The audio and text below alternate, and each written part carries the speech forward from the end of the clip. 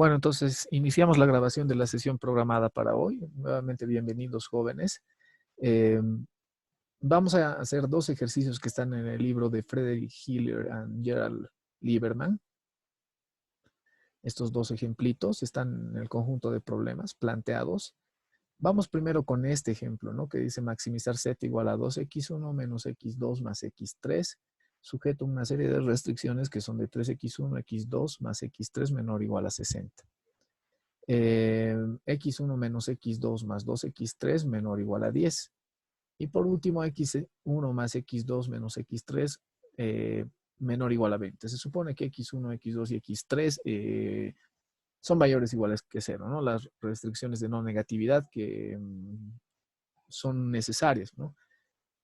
Ahora, podemos apreciar claramente, ¿no?, que el modelo es de maximización y que todas las restricciones son del tipo menor o igual, por lo tanto podemos aplicar el simplex, ¿no? Este es un ejemplo para abordarlo utilizando el simplex. Por lo que hemos visto anteriormente, espero que se haya entendido todo lo que hemos visto de este método. Es la base para ir viendo los demás.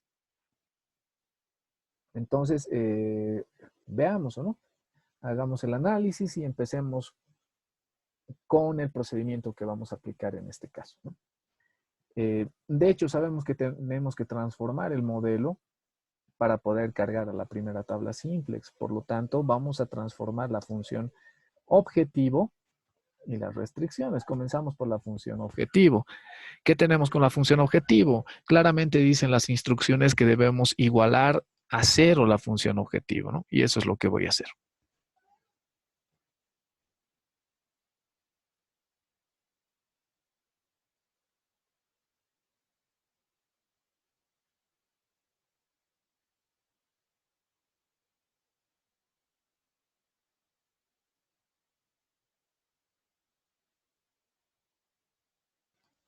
Bueno, entonces el primer paso está concluido. Hemos igualado la función objetivo a 0.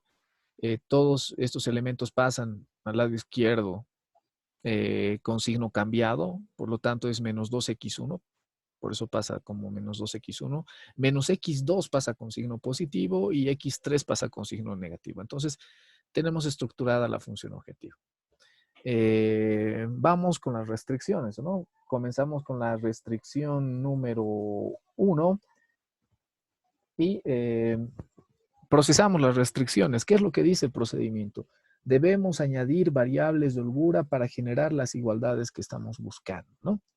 Entonces, ya les he comentado que esas variables de holgura se transforman en la base inicial, en la base canónica. Entonces, si estamos hablando de un espacio R2 es 1, 0 y 0, 1. Si estamos hablando de R3 es 1, 0, 0, 0, 1, 0 y 0, 0, 1, ¿no? Bueno, son aspectos algebraicos que van con el método. No voy a ahondar. Ya les he comentado, ¿no?, que no voy a exponer, digamos, las justificaciones para el método del simplex. Tienen una connotación algebraica y todo está justificado, ¿no? La razón por la cual igualamos la función objetivo a 0 tiene una justificación, así como que el añadir una variable de holgura a cada una de las restricciones también tiene la justificación correspondiente. Entonces, voy a pasar ahora a añadir las variables de holgura a cada una de las restricciones con la finalidad de generar las igualdades y tener el modelo en la forma en la cual necesitamos para estructurar la primera tabla simplex. Entonces, paso a tratar las restricciones.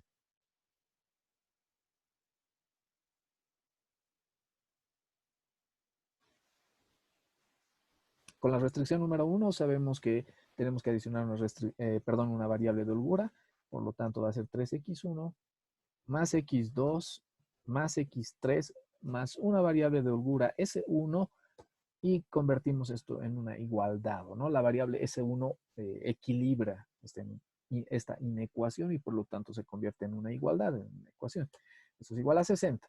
Vamos con la restricción número 2.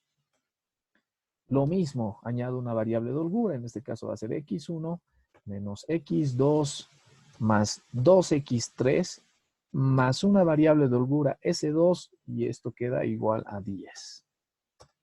Y por último procesamos la restricción número 3 restricción número 3.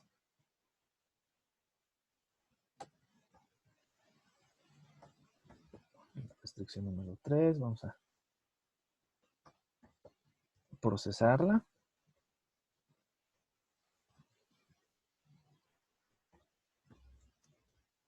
Lo mismo, adicionamos una variable de holgura, por lo tanto acá vamos a tener x1 más x2 menos x3 más una variable de holgura s3 y esto es igual a 20. Y listo, ¿no? Voy a remarcar la función objetivo y las restricciones que las tenemos procesadas.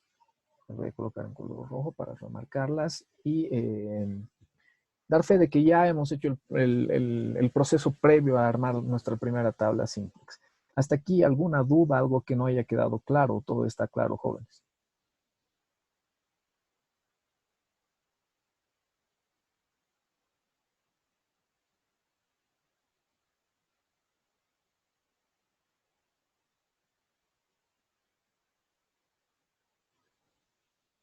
Veamos el chat. Tenemos todo claro, dicen sus compañeros. Bueno, entonces continuamos. Armamos la primera tabla simplex. Ya saben que se rotula inicialmente el primer renglón o fila. Tenemos a Z, siempre las variables del problema originales, que en este caso son x1, x2 y x3. Y las variables de holgura que hemos adicionado, que son S1, S2, S3 y la columna de la solución, que en este caso voy a rotularla como XB sub J, ¿no? Acá damos el formato respectivo.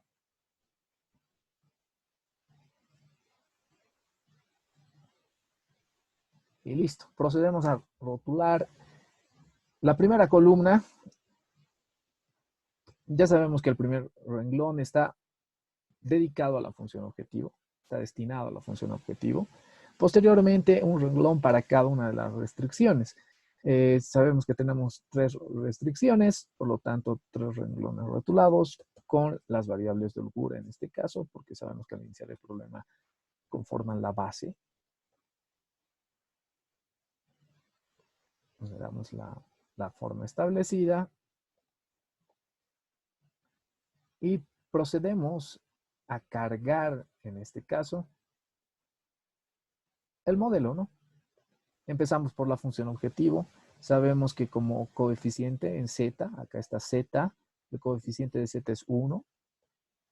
En x1 tenemos menos 2, en x2 tengo 1 y en x3 tengo menos 1. Como no hay S1, S2, S3, los coeficientes se supone que son 0 y esto está igualado a 0 también, ¿no? Entonces termino de cargar la función objetivo, me remito a la primera restricción. En la primera restricción cargo los valores, la primera restricción no tiene z, por lo tanto el coeficiente es 0.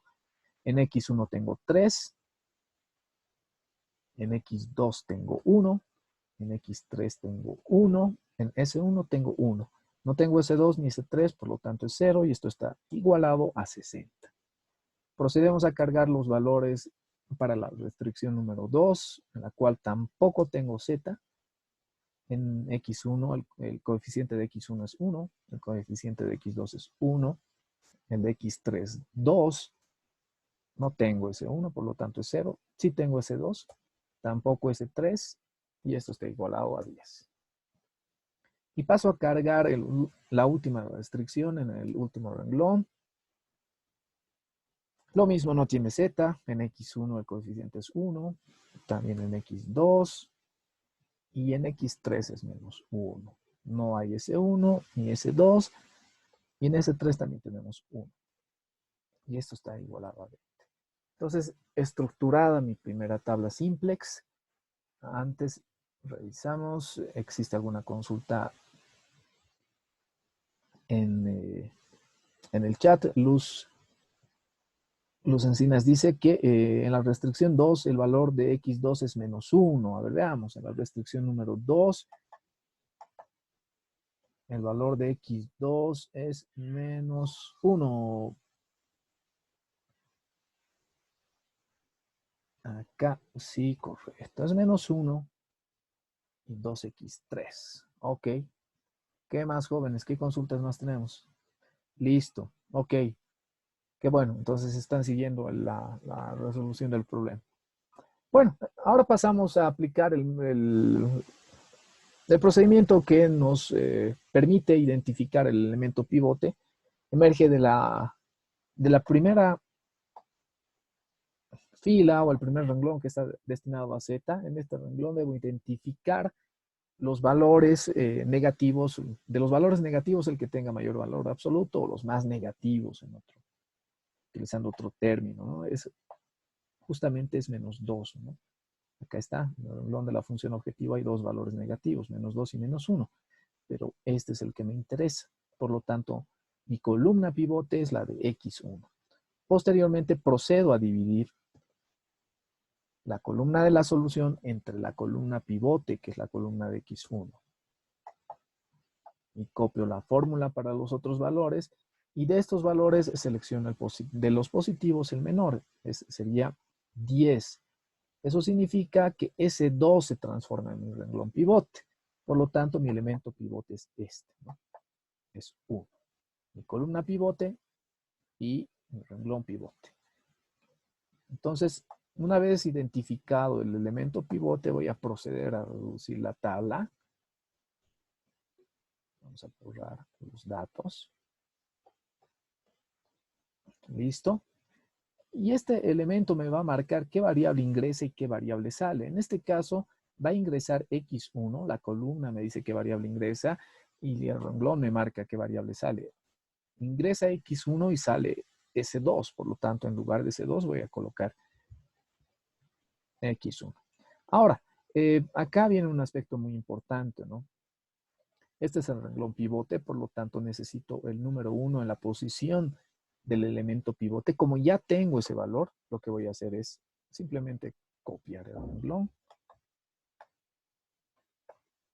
Listo, tengo el número 1 deseado en la posición identificada, ¿no? Bueno, posteriormente necesito el valor de 0 acá. Utilizo las operaciones de Gauss-Jordan, ya saben, para reducir la tabla, ¿no? Entonces, necesito el valor de 0 acá. El valor original es menos 2, por lo tanto voy a multiplicar este renglón pivote por 2 y voy a sumar al renglón de la función objetivo. Coloco la fórmula, digo que es este renglón o este valor por 2 positivo y eso se suma al primer renglón. Copiamos la fórmula y tenemos el 0 en la posición que estábamos analizando, ¿no? Va a pasar lo mismo con el siguiente valor, con este valor. El valor original es 3 y necesito reducir eso a 0. Multiplico este renglón por menos 3 y sumo al renglón de S1. Coloco la fórmula. Es esto multiplicado por menos 3 y voy a sumar al renglón de S1. Listo, y tengo este valor. Copio la fórmula y como se puede apreciar, tenemos el 0 en la posición buscada, ¿no? Y por último, necesito un 0 acá y el valor original es 1, por lo tanto voy a multiplicar este renglón pivote que es x1 por menos 1 y sumar al renglón de S3. La fórmula es esta, este valor por menos 1 y eso se suma a este renglón. Entonces nuevamente copiamos la fórmula y listo. Tengo en la columna lo que estaba buscando y terminé la reducción.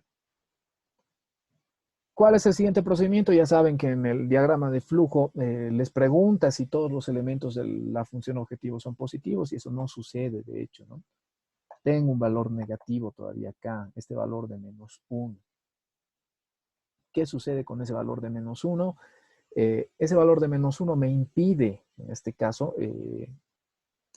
llegar a la conclusión de que obtuvimos la solución óptimo, ¿no? Entonces, lo que voy a hacer es repetir el procedimiento, identificar el elemento pivote en función a los elementos negativos y el elemento en realidad que tenga el valor absoluto más grande.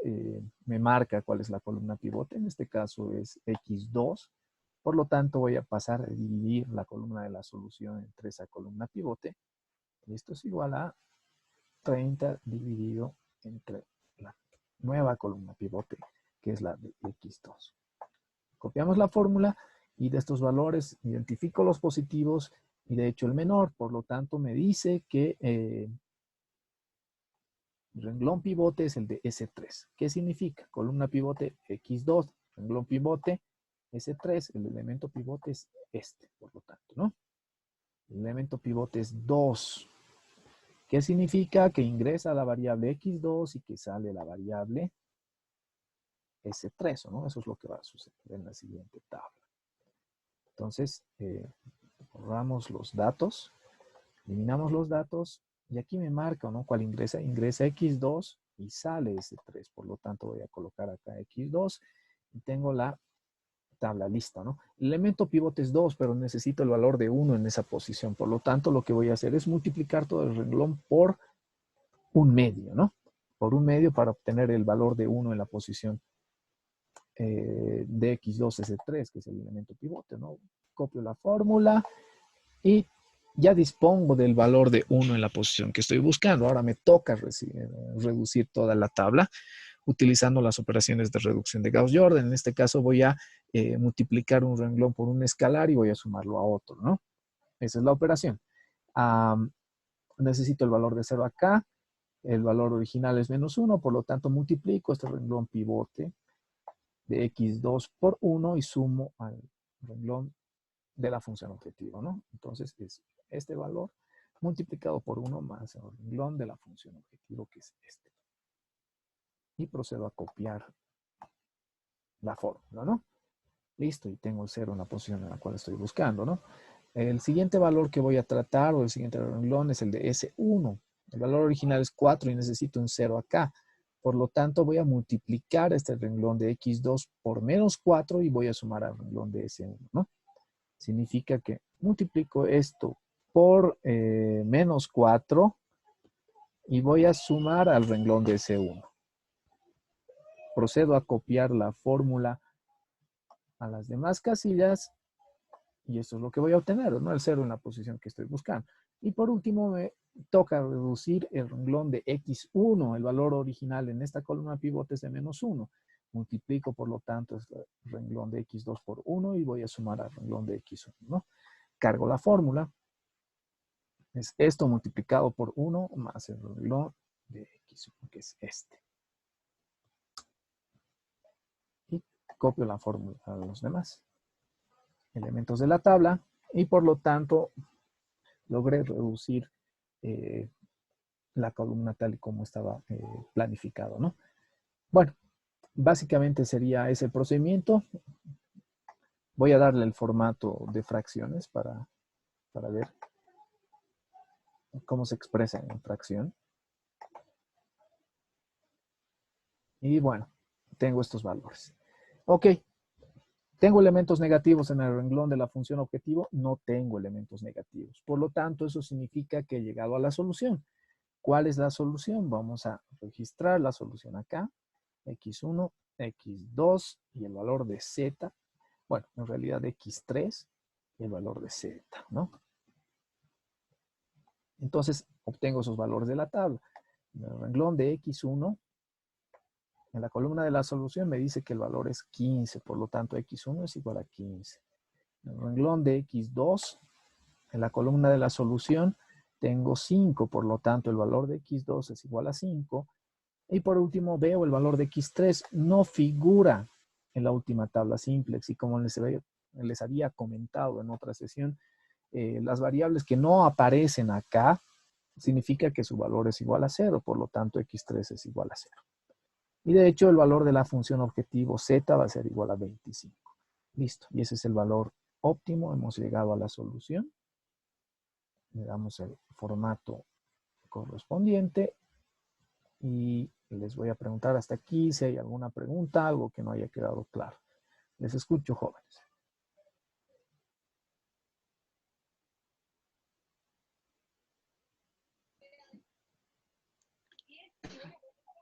Licenciado, ¿puede volver a explicar, por favor, la columna de la solución, parte donde está 25, 10, 15 y 5. Ok, volvemos a explicar cómo se obtienen las soluciones, porque básicamente es eso, ¿no? Eh, Les había comentado que en la estructura de mi tabla simplex, esta columna, la que voy a marcar en este momento, es la columna de la solución. Es más, en algunos textos en esta columna el rótulo no es XB sub J, sino le colocan sol de solución. ¿Qué significa? Que esta columna contiene la solución, ¿no? En esta columna se van a expresar las soluciones. Entonces, si yo quiero identificar las soluciones de X1, X2, X3 y Z, tengo que ver esta columna, ¿no? ¿Cómo sé cuál es la solución de X1? Entonces busco, ¿no? En el rótulo del renglón. Acá me dice, por ejemplo, que este es el renglón que pertenece a X1, ¿no? Ese es el renglón que pertenece a X1. Y en la columna de la solución tengo el valor de 15. Miren, xb sub j, tengo el valor de 15. Es por eso que dije que x1 es igual a 15. Entonces busco acá el valor de x2. El valor de x2. Y el valor de x2 voy a encontrarlo en la columna de la solución, ¿no? Este es el renglón de la variable x2. Y acá, en la columna de la solución, renglón x2, figura 5. Por lo tanto, ese es el valor de su solución. Veo el valor de x3 y reviso acá. ¿Existe el valor de x3? No existe el valor de x3, ¿no? No hay un renglón dedicado a x3 o asignado a x3. Por lo tanto, eso significa que el valor de x3 es igual a 0, ¿no? No está dentro del conjunto de solución, el valor es, el valor es igual a 0. Y por último, reviso el valor de z, ¿no? ¿Cómo? Veo el renglón de z y en la columna de la solución, ¿qué tengo? El valor de 25. Por lo tanto, z es igual a 25. Y esa sería la forma en la cual identificamos las soluciones. ¿Se entendió? ¿Está más claro o todavía no? Está bien, gracias. Bueno, jóvenes, entonces, este sería el primer ejemplo que hemos visto de programación lineal, el que teníamos asignado. Hasta acá. Si no hay más preguntas, voy a cortar la grabación para ver el siguiente ejemplo, ¿no? Este es el modelito y esta es la solución. X1, 15, X2, 5, X3, 0 y el valor de Z, que es un máximo, se va a dar con Z igual a 25. Entonces les escucho. ¿Preguntas o todo está completamente claro y cerramos la grabación de la sesión acá?